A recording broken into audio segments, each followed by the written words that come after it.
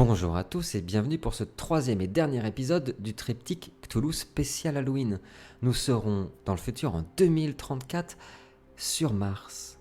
Bon épisode à tous. Nous sommes en 2034, quelque part sur la planète Mars où s'est établie la toute première colonie humaine. Un centre de recherche scientifique qui a pour mission d'établir les premiers pas de la future colonie. Devenir autonome en énergie, en nourriture, en eau, sur l'une des planètes les plus inhospitalières et hostiles de notre système solaire, loin, si loin de la Terre. Nos trois acteurs du jour s'apprêtent à une nouvelle sortie extravéhiculaire. Le protocole est strict. Tout doit être rigoureux. Tout est pénible et lent. Lorsque vous mettez vos tenues, respectez l'ouverture des portes. Chaque sortie hors de la base est un défi pour les corps, les machines, l'humanité. Et chaque étape de sécurité doit être respectée avec précision. Et encore une fois, l'alarme du grand hangar résonne. Vos tenues ont été fixées, retouchées, revues, chacun votre tour, analysées des dizaines de fois pour être sûr que vous pouvez affronter cette planète si inhospitalière. Et la grande porte s'ouvre et la Jeep démarre et s'engouffre sur la terre martienne. Une terre ocre sous un ciel rouge épatant. Une lumière incroyable. D'ailleurs, vos visières sont nacrées pour vous permettre de voir sur cette planète sans air, sur cette planète où rien ne vit et rien ne peut vivre. Mes amis, qui conduit la Jeep ? C'est notre ami Rudy Steinberg. Adrien, est-ce que tu peux nous en dire quelques mots sur ce Rudy Steinberg qui pilote cette Jeep de la NASA à travers cette magnifique terre rouge martienne ? Ouais, pour se retrouver sur Mars, c'est un vétéran. Il est dans le métier depuis vachement longtemps. Il a la quarantaine et quelques, donc il est pas encore trop vieux, mais il a beaucoup d'expérience. Ouais. Dans la mission, c'est plutôt un ingénieur en mécanique et en électronique. D'accord. Quelqu'un de précieux. Donc, ouais. Ça marche. À ta droite se trouve un Américain, James Jefferson, interprété par Lino. Lino, est-ce que tu peux nous en dire plus sur ce personnage ? Bien, James Jefferson, il est un peu plus jeune que les autres. Ouais. Il a fait ses classes aussi, il fait partie d'une certaine élite, évidemment, étant donné qu'il fait partie de ce projet-là. Ouais. Alors, moi, ma mission ici, c'est plutôt de l'étude des matériaux en tant que tels, de ce qu'on pourrait en faire, quelles sont leurs propriétés, au niveau de la solidité, au niveau de même le peu de matière organique qu'on peut trouver, ou comment on pourrait utiliser ces matériaux pour en faire soit de l'énergie, soit autre chose, en fait. Là. Donc une mission Il est plutôt discret. Une mission tout autre, en fait, c'est d'essayer de trouver quelque chose ici qui pourrait C'est vous ça. servir. D'accord, c'est intéressant. Ou d'essayer de trouver une utilisation à ce qui est ici, en fait. Des choses peut-être qu'on n'a pas encore, ou qu'on va trouver. Donc lui, il est un petit peu dans son monde, souvent à étudier. Il va prendre des poignées de sable et essayer de voir ce qui se différencie d'une autre poignée de sable, etc. Je vais te poser une question que je poserai aussi à Rudy et à Anna, que j'ai oublié de poser à Adrien. Ça fait maintenant plus de 3 mois que vous êtes sur Mars, seul, à 3. Mais Dieu que la solitude est pleine, dans ce monde où pour sortir, dans un monde sans air, où on ne peut pas respirer, tout est sous cloche, tout est saturé. Comment il le vit psychologiquement ? Moi, personnellement, en fait, je suis plutôt excité à cette idée-là, plutôt content. Okay. Déjà parce que j'aime pas trop les gens de base. Ah, d'accord. Je suis plus intéressé par la nature en tant que telle et l'étude notamment des minéraux. Donc en fait, moi je suis plutôt content. Et puis même si au début c'était un petit peu difficile, j'ai réussi à m'ouvrir à mes collègues. Et la solitude est pas si dure que ça. En fait, j'ai juste envie de savoir, envie de découvrir des choses et d'entrer dans l'histoire aussi. Carrément. Ah, intéressant. Rudy, comment tu le sens toi ? Comment ça se passe psychologiquement pour toi ? Ça va à peu près. Ouais. Rudy, c'est pas quelqu'un qui parle forcément beaucoup de base, donc que un de ses collègues soit pas très bavard, ça le dérange pas. Donc, niveau relations interpersonnelles, ça va. Ce qui l'embête un peu plus, c'est que dans l'habitat, ça schlingue. Ouais, On tout est à tous les fait. trois ensemble et on peut pas ouvrir la fenêtre. Donc, Et je dis par exemple que la serre est à côté, en fait, de là où vous dormez, où vous cultivez des choses pour vous nourrir. Et évidemment, le terreau sont faits avec ce que vous sécrétez, en fait. Ça permet de faire ça. Donc oui, en effet, l'odeur est terrible. Tout à fait. Anna de Castillon, interprétée par Kevin, tu es à l'arrière de la Jeep, ballotté à l'arrière, avec un immense ordinateur qui est sous coffrage, en train d'analyser des données, dont on va parler dans quelques secondes. Mais avant ça, deux questions. Qui est Anna de Castillon et comment elle va psychologiquement? Alors, Annette Castillon, c'est une femme qui doit avoir la trentaine à peu près, Ouais, assez athlétique. ouais, C'était une pilote de chasse de l'armée de l'air française d'accord. avant, Ok, qui a postulé. On s'est oui, vraiment voyager dans les étoiles, bah, c'est l'étape encore au-dessus, tu vois. Donc, carrément.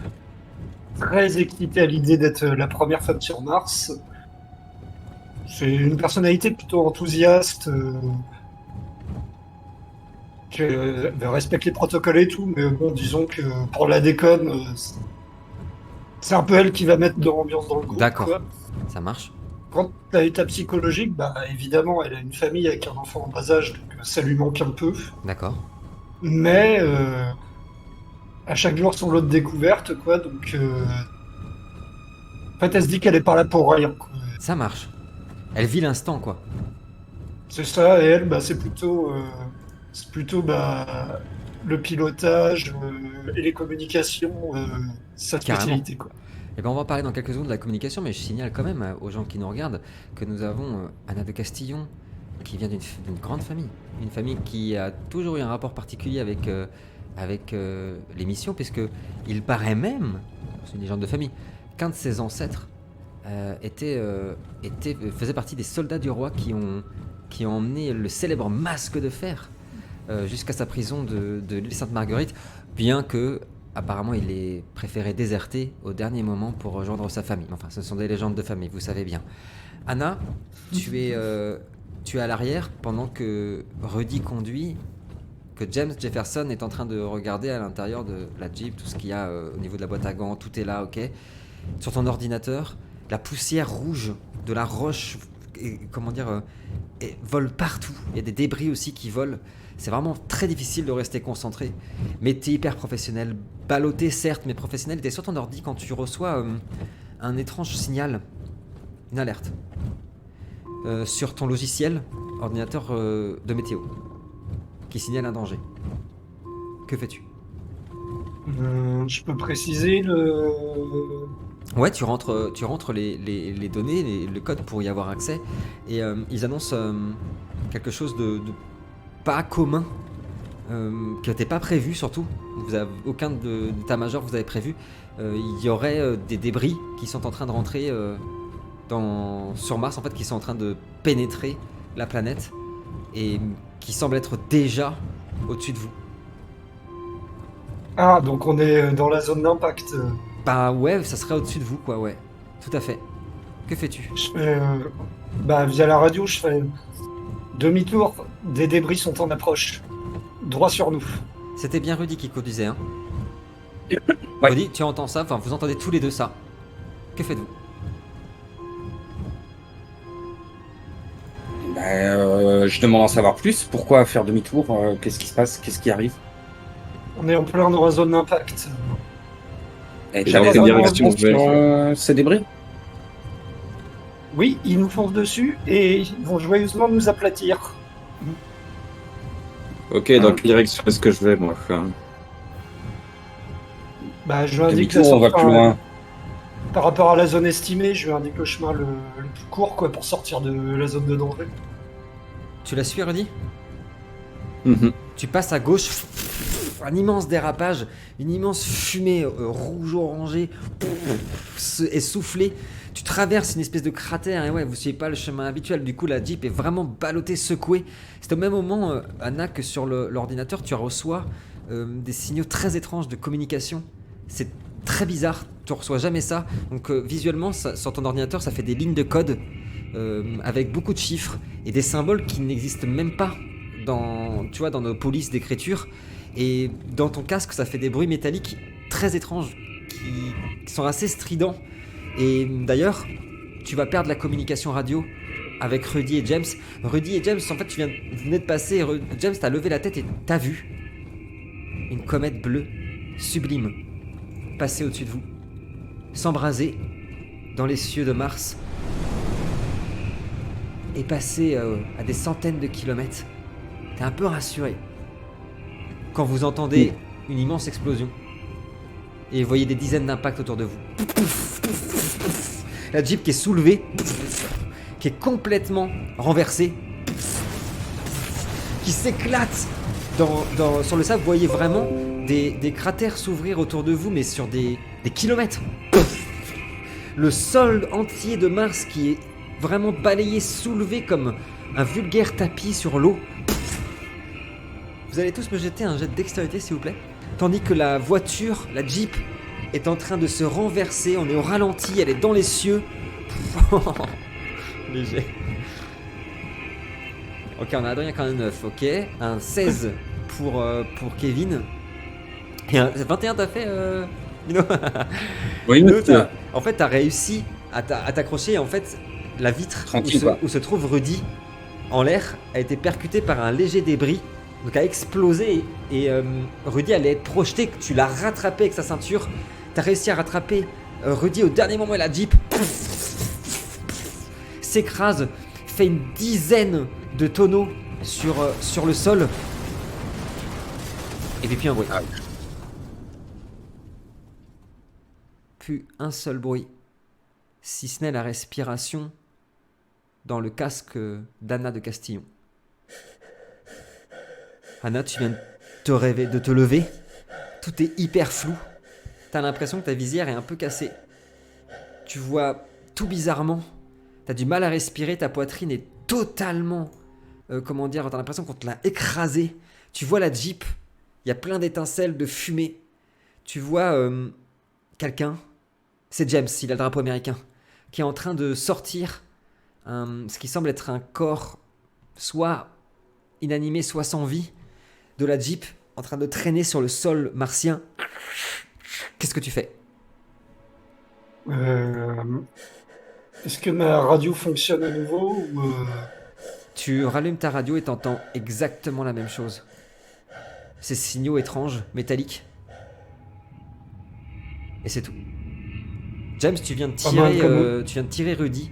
Tu as aperçu Anna qui est en train de se relever, qui est en train de toucher son pianoté.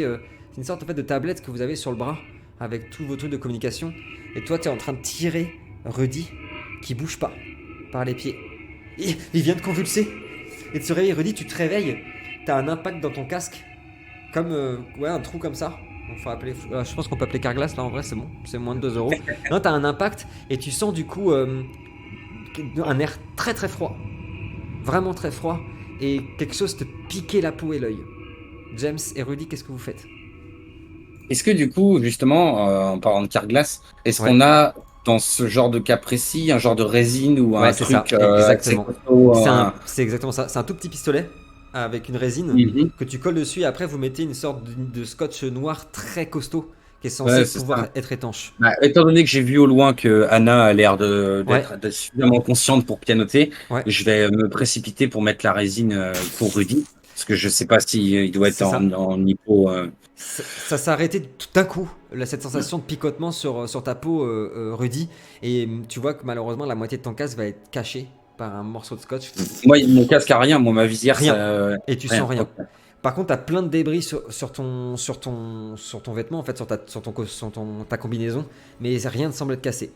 Bah, j'y touche pas, justement, au cas où si ça peut boucher quelque chose. Et puis, je vais essayer de me redresser, de mettre assis Rudy. Ok. Après avoir mis la résine. Rudy, ça va? Je sais pas, je suis un peu sonné. Bah, oui, c'est normal, t'as vu le choc. Est-ce que tu arrives Anna, ça a l'air d'aller. Écoute, elle est là-bas. On va essayer de la rejoindre. Tu peux marcher? j'essaie de me lever. Oui, Ouais, je l'ai. bah ouais, ouais, j'allais dire, bah ouais, bah, bien joué parce que il a trébuché un petit peu, bah il est sonné, ouais. Mais tu le relèves et puis très vite, il va reprendre. Il est costaud, Rudy.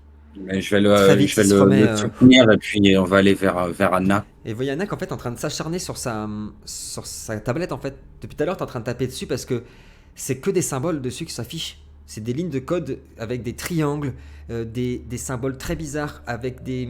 Rien n'est symétrique. Rien ne ressemble à des formes géométriques connues. Et t'as toujours ce bruit dans ton casque, en fait dans les écouteurs de ton casque, c'est cette communication hyper métallique et qui semble parfois se brouiller. Et t'entends aucun truc que tu connais, mais c'est très bizarre, c'est très étrange. Qu'est-ce que tu fais? Tu vois les deux qui se rapprochent, James qui aide Rudy à se relever, mais il a l'air d'aller bien. Que fais-tu? Bah écoute, vu qu'apparemment ma radio ne marche pas, Ouais, je pense que sur le scaphandre, il doit y avoir une sorte de fonction enregistrement, ouais, tu tout sais, à avec une fait. caméra et un micro interne. Tout à fait. Donc je vais l'activer déjà pour avoir une copie des symboles que je vois. Ok, ça marche. C'est noté. Et je vais parler dans mon casque, je fais les gars, je capte un truc bizarre, ma radio marche plus. J'enregistre et je leur transmets. Quand il vous l'envoie, il voyait en effet ces symboles qui s'affichent sur votre casque. Et vous ne connaissez pas. Et quand vous regardez plus près avec votre tablette, vous avez jamais vu ça. Qu'est-ce que c'est que ça? Comment tu te Moi, sens, Anna? Ça va, je, toi? je- Vas-y, Rudy, pardon. ouais, pendant que Lino essaie de communiquer, moi je me rapproche puis j'essaie d'examiner l'équipement de communication de Anna, hein, voir s'il y a quelque chose qui serait anormal. Tu regardes, tu fais le tour. En fait, derrière, vous avez une espèce de grand coffre avec une antenne. Rien n'est endommagé. Ah mais attends, il y a un truc bizarre. Si, sur l'antenne, il y a un truc qui coule. Un truc noir, comme du pétrole, qui coule sur l'antenne. Et qui agit comme quelque chose de vivant.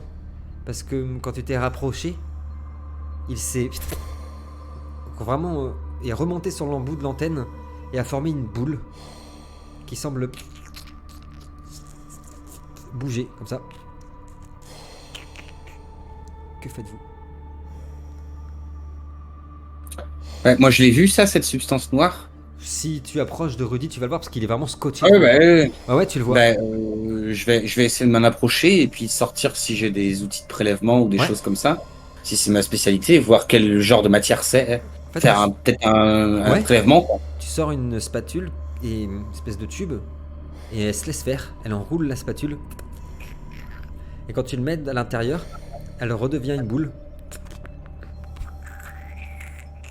qui change de forme constamment sans jamais former une sphère. Même quand elle est ronde, elle est imparfaite. Même quand elle est ronde, elle est chaotique, mais d'un noir intense.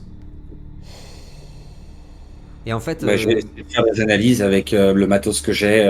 ouais, tu Quelle le est mets à la l'intérieur. composition? Est-ce que c'est vraiment organique? Est-ce que c'est, enfin, tu vois, est-ce qu'il y a un système de respiration? Si j'ai un truc, tu vois, comme pour faire des échantillons de sang ou quelque chose comme ça, tu vois. Si j'ai ça dans ma combi, quoi. Tu as ça, en fait, c'est toujours à l'intérieur de cette espèce de gros truc que vous avez dans votre dos, de super ordinateur. Tu le mets à l'intérieur, ça prendra quelques minutes. Quand vous Ouais, recevez, bien sûr, je m'occupe. vous recevez tous les trois une alerte interne dans vos systèmes de communication, et vous voyez le sol qui s'ouvre sous vos pieds et qui s'arrête vraiment, qui dessine un cratère gigantesque qui s'arrête, mais vraiment pile où vous êtes. Vous voyez la Jeep qui est ravalée à l'intérieur de la terre martienne et un immense cratère qui s'ouvre en quelques secondes et tout s'arrête. Et ça s'est arrêté à vos pieds. Est-ce que ma radio fonctionne cette fois, maintenant qu'il m'a retiré le truc? Quand tu l'allumes, rien. Plus rien. Pas un signal, mais plus les communications bizarres que tu avais. Ah donc là je communique plus du tout avec personne. Plus du tout.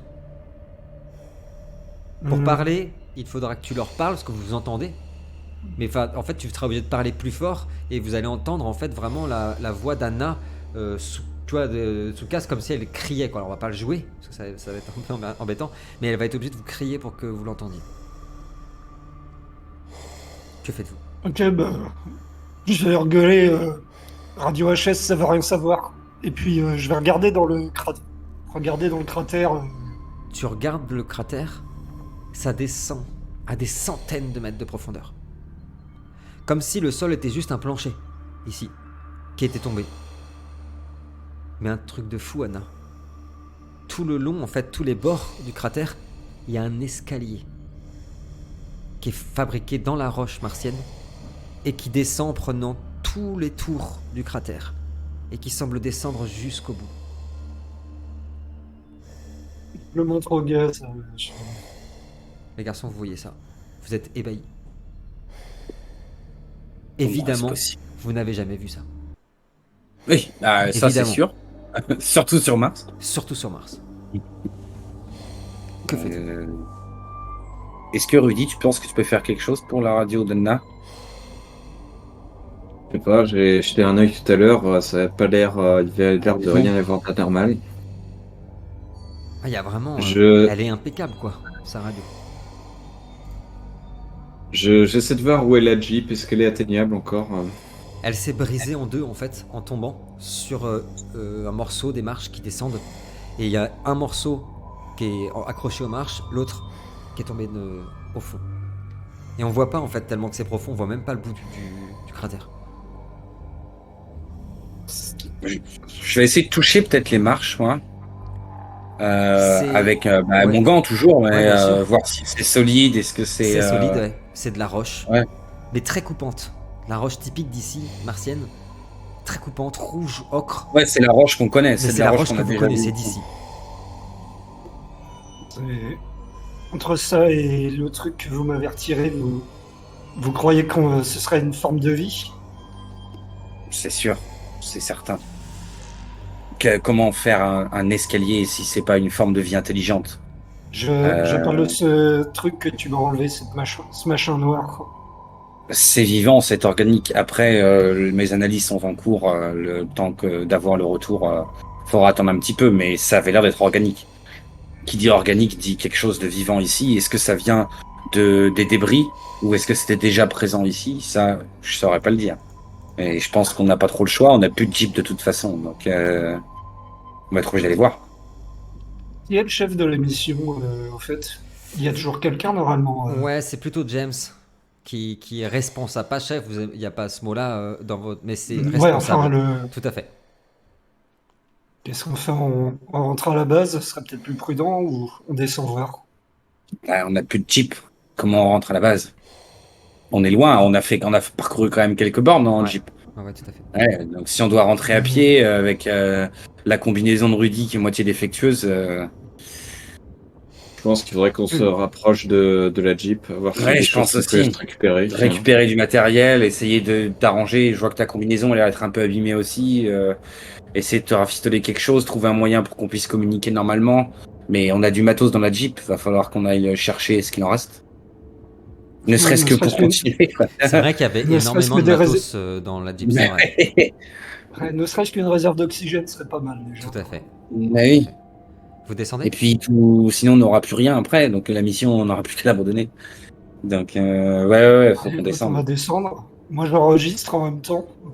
C'est très casse-gueule. Et, En fait, c'est couvert d'une poussière très glissante. Tu voulais dire quelque chose, Anna? Ouais, moi, j'enregistre tout et j'envoie ça en transmission directe vers la base. En fait, la transmission directe ne marche pas. T'arrives pas à ça envoyer. aussi. Mais t'as remarqué un truc? Tu peux enregistrer, hein, mais pas envoyer. C'est très étrange, mais tu penses avoir compris d'où ça venait? Ton système de communication, comme celui des gars, n'arrive pas, ici, comme s'il était brouillé, à à dater, en fait, le moment de la mission. Il est complètement perdu, et ça empêche le système de communication de fonctionner normalement. Des fois, tu vois apparaître des dates très bizarres.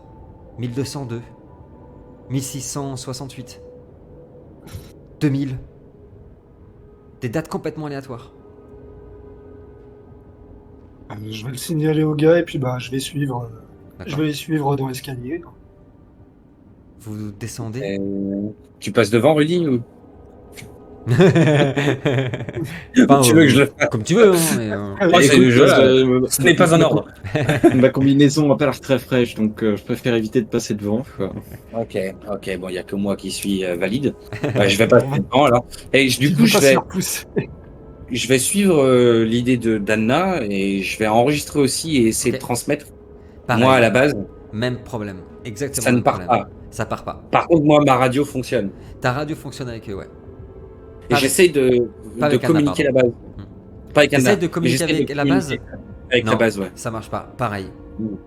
À chaque fois, c'est le même code d'erreur qui dit qu'en fait, en gros, tu dois reparamétrer ton système ou le remettre à jour. C'est comme si on avait pris une impulsion électromagnétique, du coup. Je vais essayer en même temps que je descends de reprogrammer un peu, de fixer une date, voir ce que je peux faire.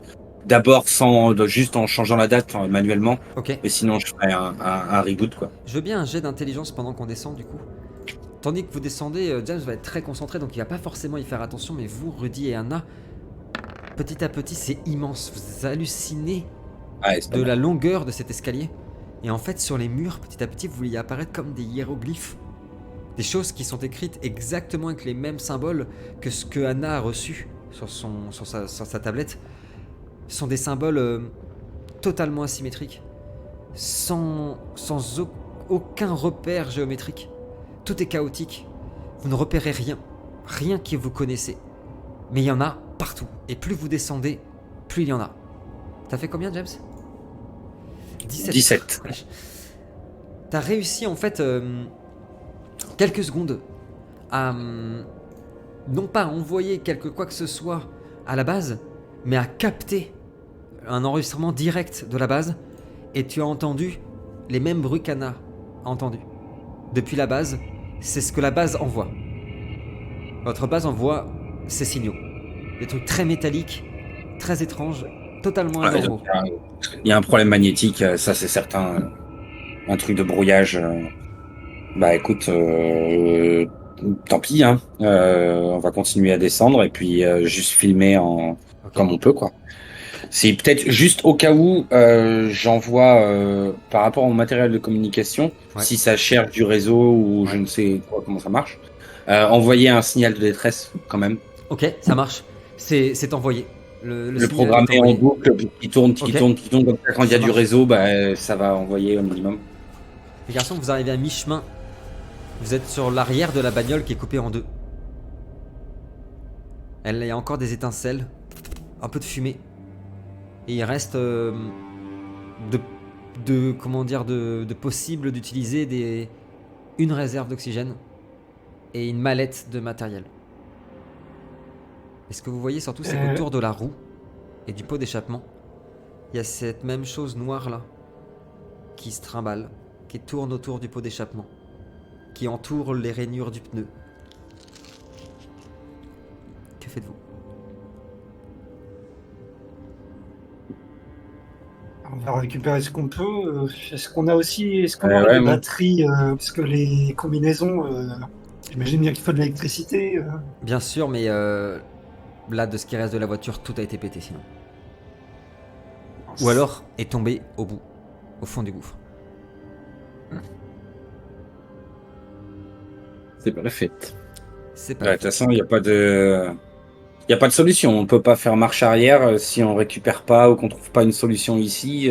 Même si là on entame le trajet de retour jusqu'à la base, nos combinaisons tiendront pas jusque là. Donc je vois qu'une seule chose à faire, c'est continuer.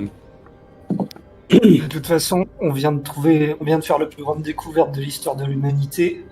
Pas question de crever ici avant d'avoir transmis là. Moi, si, il y a un truc que je voudrais tenter. Ouais. Je sais pas si on a des fusées éclairantes ou vous avez des choses fusées éclairantes et des lumières avec vos casques, ouais, tout à fait, ouais. Déjà activer la lumière avec mon casque, mais je voudrais prendre une fusée éclairante. Ouais. Et je veux tester d'abord de l'approcher de cette substance noire collée au pneu pour voir sa réaction. Ouais. Et après, je pense balancer la fusée éclairante au fond du gouffre. Quand tu as allumé ta lumière, en fait, tu vas avoir la réponse avec la fumée éclairante. Tu as allumé ta lumière, le truc noir a fui et est venu se coller au mur en recherchant l'ombre. Et quand t'as balancé la fusée éclairante,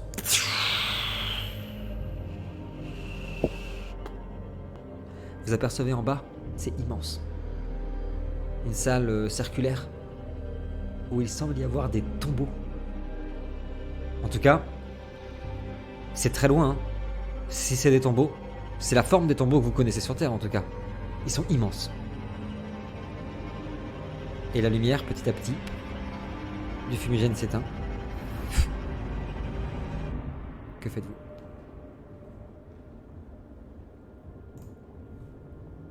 Armand. Écoutez, ouais, je crois qu'on n'a pas le choix.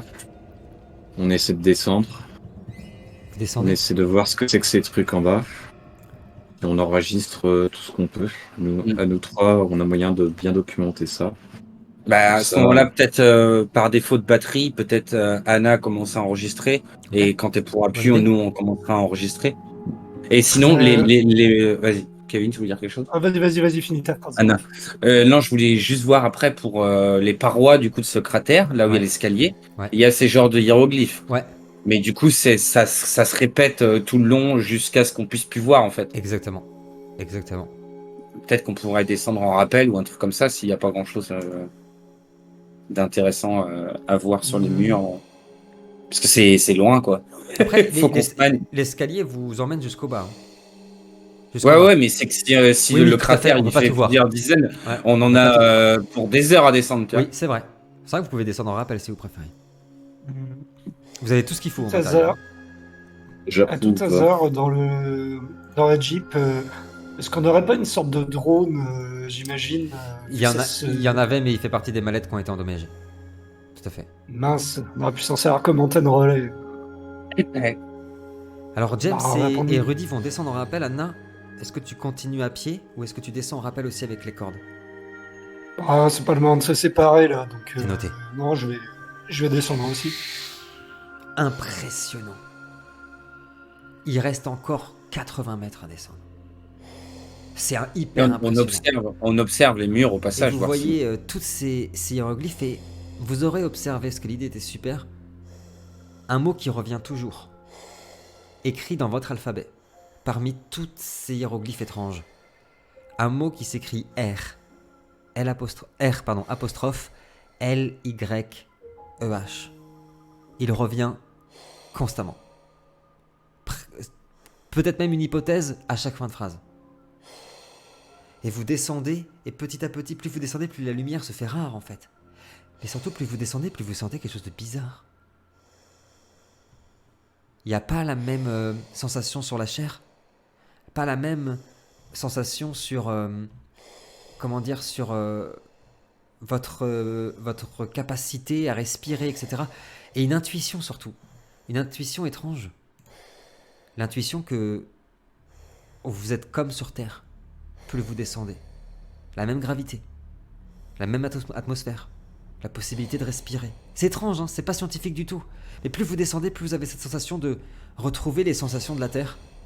Et vos pieds touchent enfin le sol.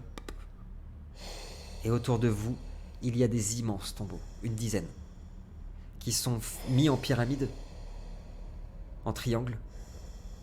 Et les tombeaux mesurent plusieurs mètres de longueur, entre 3 et 4 mètres de long.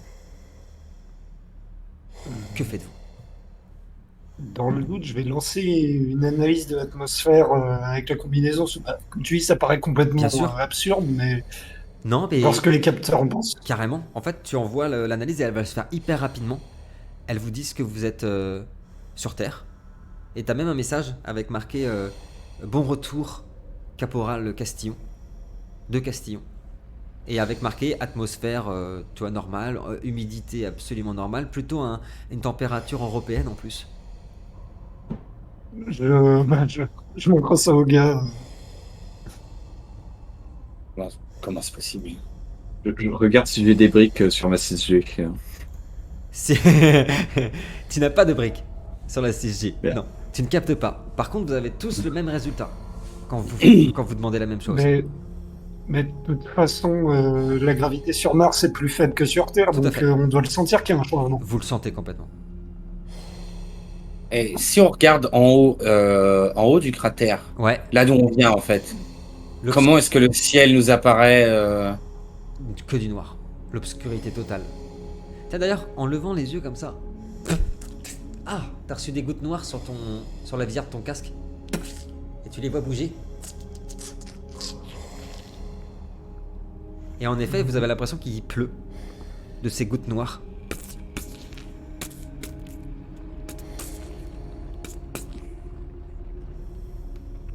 Ouais. Par contre, si on est sur la gravité terrestre avec un scaphandre spatial, c'est extrêmement lourd, donc Tout à fait. on va pas aller bien loin, quoi. Donc, bon, c'est pas scientifique du tout, mais je vais retirer le scaphandre. Tu es fou, dit. Tu peux respirer totalement normalement. Bah alors là, What là je ne sais pas quoi dire, les gars. Et vous voyez son visage qui est incroyablement surpris d'Anna et ébloui en même temps. Bah, je vais la suivre alors. Pareil. Oh, quelle sensation. C'est vrai. Tu peux respirer, James. C'est incroyable. Après des mois sans pouvoir respirer, après des mois sans sentir, vous savez, cette chose qu'on oublie tant sur la peau, cette fraîcheur. Tu peux Ça sent quoi d'ailleurs? Ça sent l'humidité, la cave, en effet, la pierre, et ouais, l'odeur, tu sais, de l'automne, quoi, du froid et de l'humidité ensemble. Redis, est-ce que t'enlèves ton casque? Non, je le gardes garde sur moi pour l'instant. Ça marche. J'observe les deux, voir comment ils se comportent. Les deux, ils tombent. Ils ont l'air de plutôt bien se comporter. Et en fait, toi aussi, tu vas Normalement, avoir, t'as 15 secondes, hein, donc. avec ta lumière, tu vas voir en passant sur eux pour voir comment ils se comportent qu'en effet, il y a des gouttes noires qui tombent du ciel et qui semblent converger vers les espèces de tombeaux et se diriger vers ces tombeaux. Que faites-vous? Bah moi je me rapproche d'un des tombeaux. Ouais. C'est des immenses stèles sans rien, pas d'hiéroglyphes, rien. Des stèles en roche qui semblent être pourpres aussi, orangées.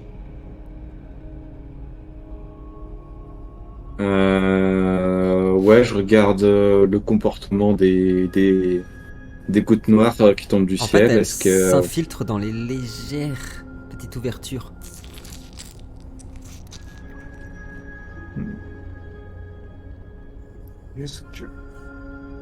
Est-ce qu'il y a, je sais pas, une sorte de mécanisme apparent, un couvercle apparent? Est-ce que c'est qu'un seul bloc? C'est pas qu'un seul bloc. C'est vraiment comme chez vous, sur Terre, où il y a une stèle qui est posée sur un immense bloc, en fait. Je vais enlever mes gants, moi. Je vais enlever mes gants. T'enlèves tes gants. Pareil, Mais cette je vais toucher sensation. je vais effleurer le sol d'abord. Oh, quel bonheur, James. Quel bonheur, c'est frais, humide. Tu vois cette poussière, tu peux la sentir. Cette roche qui coupe. Ah, quel bonheur. Et il y a même un... Mais la roche, c'est toujours la même que sur Toujours la Mars. par même. contre. Et vous sentez même un vent qui se lève.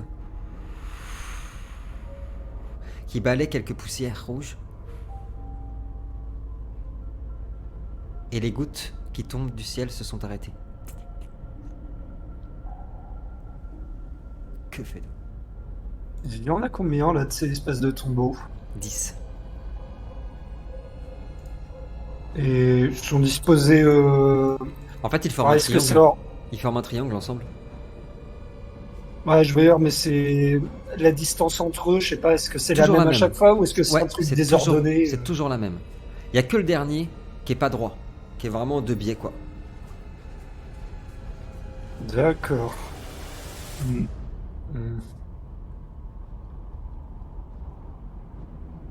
bah, je me rapproche de celui qui est différent. Ouais. Quand tu te rapproches, tu vois que c'est le seul qui n'a pas de liséré noir qui rentre à l'intérieur. Et pour une raison que tu ignores totalement. T'as envie de l'ouvrir. C'est pas ton caractère. Hein. Parce que tu fais pas les trucs comme ça. Enfin, jamais t'as fait ça dans la mission. Un truc dans ton coin, dans ton dos. Et surtout, quand tu l'effleures, avec ton gant, parce que tu peux t'en empêcher. Tu le caresses, cette stèle. Tu sembles entendre des choses à l'intérieur de ton crâne. Oh, elle est là. Elle est revenue. Gloire à elle. Que fais-tu? Je me tourne vers Anna et puis je lui fais signe de venir. Que fais-tu, Anna? Oui, bah j'y vais, hein. Il est Pas de souci. devant cette stèle et tu vois, il a un comportement bizarre. Hein. Il caresse avec le flanc de sa main la stèle. Tout va bien, vieux. Ouais, t'inquiète, tout va bien. Tiens, touche la stèle pour voir. Pas sûr que ce soit prudent de toucher quoi que ce soit sans combinaison. Bon, tu sais au point où on en est. C'est pas faux. Ouais, mais qu'est-ce que je mets la main dessus. Tu touches? Hein. Quand tu touches la stèle, t'as pas de gants. Hein. Ouais. En fait, tu touches et t'as entendu un immense cri. Et t'as l'impression d'être ailleurs pendant quelques secondes. Un endroit qui sent très fort la marée. Avec des vagues gigantesques qui fracassent des falaises de craie, des morceaux de pierre qui s'en arrachent, et d'être au milieu d'un océan chaotique. Et dans cet océan chaotique, tu as l'impression de voir une créature en sortir. Une créature qui ferait des centaines de mètres. Une créature tentaculaire avec des milliers d'yeux et des milliers de tentacules. Si difforme qu'on peut même pas la décrire. Ça va durer quelques secondes. Et quand tu reviens toi, t'as ton nez qui saigne. Et une envie horrible qui va durer un quart de seconde. Hein, de manger la chair de Rudy Steinberg. Et ça s'arrête. Exact. C'est bon, j'ai toujours mon casque. Oui. Qu'est-ce que vous faites? Donc toi, James, tu les as vus, hein, ils sont tous les deux autour de ce grand, de ce grand sarcophage, quoi. Bah après, moi, de là où je suis, je les ai juste vus toucher. Ouais, c'est ça, ils se parlent, ils touchent. Moi, je vais essayer. Là, il y a la substance noire qui rentre dans les tombeaux, là, c'est ça? Ouais, tout à fait. Ben, je vais essayer justement de la prendre avec ma main et d'en mettre un peu au centre de la paume de ma main pour voir comment ça réagit à ma chair, etc. Tourne autour de ton doigt. C'est vraiment étrange, c'est hyper agréable parce que ça caresse juste légèrement. Ah, c'est rigolo, elle fait le tour de ta main, et d'un coup elle s'enfonce dans ta peau. Ça t'a fait hyper mal, ça rentre dans ta veine, c'est hyper froid. Ah. T'es en train de le bouger comme ça. Je pousse un cri, je hurle. Hein. Vous l'entendez hurler. Je veux bien que tu me jettes un jet de constitution, s'il te plaît. Vous l'entendez, Anna et Rudy, vous entendez notre ami James qui vient d'hurler à la mort. Oh, je l'ai vu aller sur le 16 et au dernier moment, il est sur le 6. Et quand vous vous retournez, t'as pas ton casque, on est d'accord. Hein. Ah non, j'ai enlevé le casque et les gants, ouais. Il vient de vomir un torrent noir sur la stèle. Et vous voyez que ce vomi forme une inscription. Pareil, les mêmes symboles. Et vous voyez le nez de James qui saigne.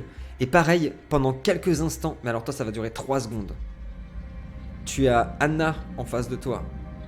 Et t'as envie de lui enfoncer la visière de ton casque dans le crâne. Mais tellement fort que t'as vu Anna, toi, James prendre son casque comme ça, en main, le serrer hyper fort, le brandir vers toi et tout s'arrête. Tu te recalmes. Qu'est-ce que vous faites? Je sens plus la douleur, moi, là. Tu sens plus rien. Merde. J'ai plus de cicatrices, j'ai plus de marques. Rien du tout. Le truc est encore à l'intérieur de moi. Merde, James, qu'est-ce qui s'est passé? J'ai touché cette substance noire dégueulasse, il n'y a pas d'autre mot, répugnante. Mais au toucher, ça n'avait rien de toxique ni rien. Et j'ai l'impression qu'elle est rentrée dans mon corps et qu'elle y est encore. Je me sens pas cet endroit, c'est vraiment bizarre. Au moment où tu dis ça, Anna, tu entends dans ton crâne, ça résonne, c'est horrible. Déjà, d'abord, tu sens une odeur de marée.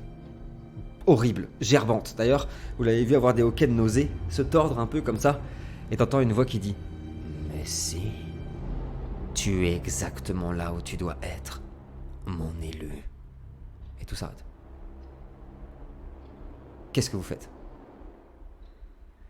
Pendant que vous réfléchissez, Rudy, veux bien un jet de constitution, s'il te plaît. James, en fait, et Anna, vous êtes en train de vous regarder. En fait, faites plus trop attention à Rudy, parce que vous êtes concentrés. Déjà, Anna, t'as eu un peu peur, j'avoue, parce que dans ses yeux, t'as jamais vu ça, James. Hein. Dans ses yeux, t'as vu les yeux d'un assassin, d'un meurtrier. Et en fond, vous allez mettre quelques secondes à vous en apercevoir. Rudy, c'est pareil, t'es plein de spasmes. Et t'as une voix dans ta tête qui te répète toujours la même chose. Allez, Rudy, ouvre-moi la porte. Laisse mon élu venir jusqu'à moi. Allez, Rudy, ouvre-moi la porte. Laisse mon élu venir jusqu'à moi. Qu'est-ce que tu fais, Rudy?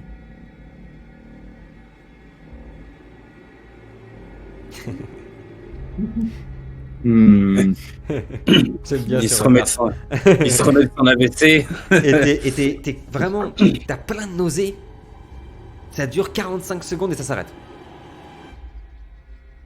Bah, j'ai envie d'avoir de l'air frais, Ouais. donc j'ouvre ma visière. En fait, on le voit en fond, on est toujours sur vous deux en premier plan et on voit juste le casque de Rudy qui s'ouvre.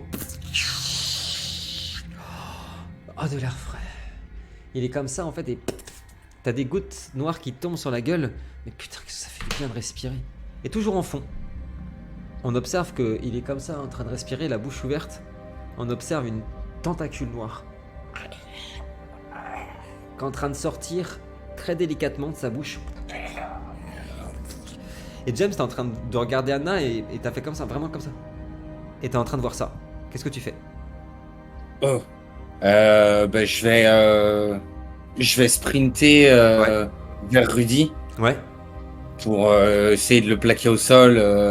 Tu le plaques au sol, en fait, t'es vraiment costaud. Quand tu le plaques au sol, tu vois, il a rien dans la bouche, il est juste en train de respirer. T'es paniqué, Rudy. Tu as été plaqué au sol comme ça. Tu sais pas pourquoi. Et toi, Anna, tu vois que ce qui a été craché par Rudy est en train de converger dans toutes les stèles, mais aussi sur un pan du mur qui semble dessiner une immense porte. Et t'entends la même chose. Une voix dans ta tête. Anna, mon élu, rejoins-moi. Cessons cette mascarade. Ne perdons pas plus de temps. Au moment où il dit ne perdons pas plus de temps, vous avez tous, alors que vous respirez, une alerte de votre système de vos combinaisons qui dit que vous n'avez plus d'oxygène. Bientôt, ils ne pourront plus respirer. Tu vas les laisser comme ça? Ouvre-moi la porte, Anna. Qui parle? Alors, À qui je m'adresse? Rudy, tu viens d'être plaqué au sol par James et t'entends ça. T'entends Anna qui est en train de parler toute seule. Qui me parle? Qui est-ce? Rudy, comment tu réagis au fait d'avoir été plaqué par James? Bah, je panique. Ouais. Du coup, j'essaie de me relever. En fait, tu te relèves en le poussant et quand tu le pousses, est-ce que c'est une crise de panique? Tu sais pas. T'as l'impression que le visage de James il se déforme. Qu'il y a des vers qui en sortent. Une langue immonde qui en sort comme ça. Et t'as l'impression d'être en danger de mort. T'as l'impression qu'il va te dévorer. Donc tu l'as repoussé. Qu'est-ce que tu fais, Rudy? Il faut une patate. James, tu viens de te prendre une patate en plein dans le menton. T'as une dent qui a volé. Il t'a fait un mal de chien. Et en fait, quand tu te retournes, tu vois Rudy, le visage complètement déformé, et qui est en train de dire « Je vais te manger. Je veux goûter ta chair, James !» James, t'es affolé. Et de l'autre côté, t'as l'impression qu'Anna est en train de marcher vers toi avec un couteau. Comme ça. Et qu'elle répète toujours la même chose. « Je vais t'éventrer et me nourrir. » On a des armes ou pas? Vous avez des couteaux. Bah, je sors mon couteau et je le brandis devant. N'approchez pas de moi. Anna, Vous êtes tarés, qu'est-ce qui vous est arrivé? t'entends ça? Mais t'es face à la porte, et une voix te répond. Mais je suis ton père, Anna. Voilà des siècles que je viens te chercher. Approche, viens reconnaître celui que tu as toujours aimé. Qu'est-ce que tu fais, Anna? J'ai vu la crise de panique des gars là. Non, en fait, pour l'instant, t'es sur la porte. Tu vois du mouvement, en fait, mais vraiment, t'es sur le côté, quoi. Mais t'es obnubilé par cette porte. T'entends juste James qui est en train de gueuler, en fait, qui est en train de dire... tu les repousses, c'est ça, James? Tu es en train de dire de... Ouais, j'ai dit m'approchez pas, Ah, m'approchez c'est pas. ça. Qu'est-ce que tu fais, Anna? Bah écoute, cette porte, elle est gigantesque, j'imagine. Elle est gigantesque. Gravée de symboles aussi. Gravée de symboles. Bah c'est plus fort que moi, je vais me rapprocher et poser ma main dessus. Tu t'approches et plus tu t'approches, c'est trop bizarre. Toi, James, tu la vois plus à côté de toi. Mais qu'est-ce que vous êtes en train de devenir fou? Elle est plus là. Elle est devant la porte. Elle est nue. Les pieds nus. Sur ce sol martien qui, à mesure qu'elle avance, se transforme en marécage noir, gluant. Et ce truc gluant noir est en train de l'envelopper, la soulever, l'emmener tranquillement à la porte. Par contre, t'as toujours Rudy qui est en train de claquer des dents, qui bave, qui mousse, qui dégueule des verres et qui essaye de te tuer. T'as vraiment l'impression qu'il approche vers toi. Qu'est-ce que tu fais, James? Ben, je vais foncer vers Rudy d'abord. Ouais. Et je pense que je vais le mettre dans un des tombeaux. Ok. En fait, t'essaies d'ouvrir un tombeau pour le mettre dedans? Ouais, mais il y en avait un qui était ouvert déjà, non? Ouais, il était pas ouvert, il était entrouvert. Je veux bien un il jet était de force. entrouvert. Un jet de force, s'il te plaît. Toi, pendant ce temps-là, James, je veux bien que tu me dises ce que tu essayes de faire. Tu vois pas James qui avance vers toi, tu vois James qui est en train de claquer des dents dans le vent, quoi. Et t'as l'impression qu'il ouvre un tombeau pour rentrer dedans, lui-même. Qu'est-ce que tu fais? Bah écoute, moi je suis quelqu'un de bien, donc j'essaie de m'en empêcher. Hein. Tu veux pas qu'il rentre à l'intérieur du tombeau? Tu veux pas? Et en fait, tu vois Rudy qui fonce sur toi pour te dévorer. Et quand il fonce sur toi, sa mâchoire s'est arrachée. Et sa langue est venue se coller à ton visage. Mais t'as réussi à le foutre à l'intérieur du tombeau. Tu refermes ou pas? Ouais. Rudy, il est en train de t'enfermer dans un tombeau. Et tu vois sa bouche qui s'arrache. Et une langue qui se colle à toi. Et t'essayes de le griffer de tout pour... Mais il est tellement puissant. Il essaye de fermer le couvercle. Qu'est-ce que tu fais, Rudy? Bah j'essaie de le choper et de l'attirer avec moi dans le tombeau. James, je mets un jet de force pendant que je décris ce qui se passe, Rudy. James, t'es en train de fermer le couvercle de toutes tes forces quand tu vois un bras tentaculaire, le même score, qui te chope par la gorge. James, et en fait tu refermes le couvercle sur toi-même. Tu t'es arraché un bout de chair dans le dos, ça t'a fait mal de chien et du coup il arrive à te rentrer à l'intérieur en te râpant toute la combinaison à l'intérieur. Anna, t'es en train de survoler. T'es à 3 mètres du sol, devant une porte toute noire. T'entends des hurlements derrière toi. Calfeutrés, mais des hurlements. À l'intérieur du sarcophage, pensant que l'un et l'autre sont en train de se faire dévorer, ils se dévorent, vraiment. À l'intérieur du sarcophage, et on entend des bruits de chair ignoble.